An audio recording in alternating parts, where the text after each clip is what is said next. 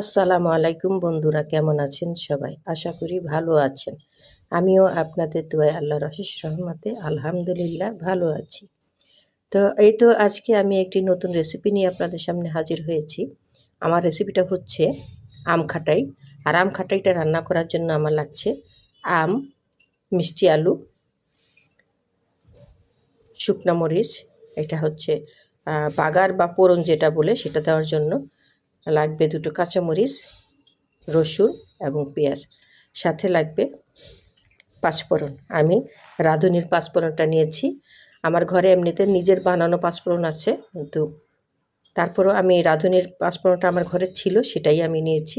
তা আসেন আমরা কিভাবে আম খাটাই রেসিপিটা রান্না করি আপনাদের সাথে শেয়ার করি।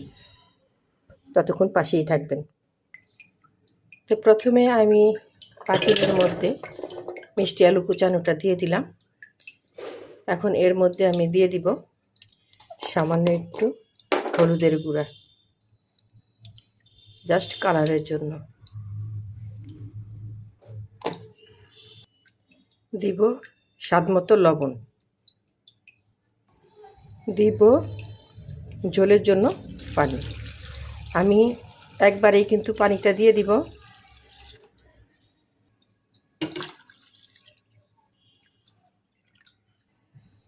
আমি আলুটা সেদ্ধ হওয়ার পর এখানে আমি আম অ্যাড করব।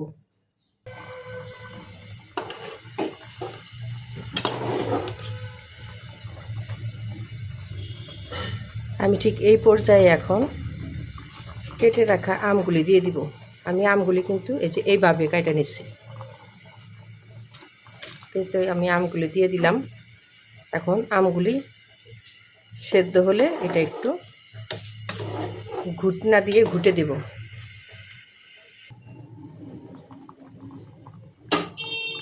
এই পর্যায়ে আমি পেঁয়াজ কুচি এবং দুইটা কাঁচামরিচ আস্ত দিয়ে দিব।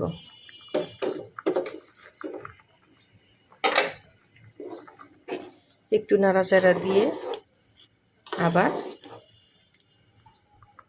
আম আলুর খাটাইটা ঢেকে রান্না করব।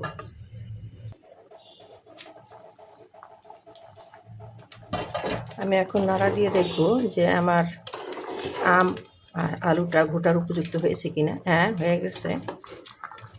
এখন আমি এটাকে একটু ঘুটে দিব।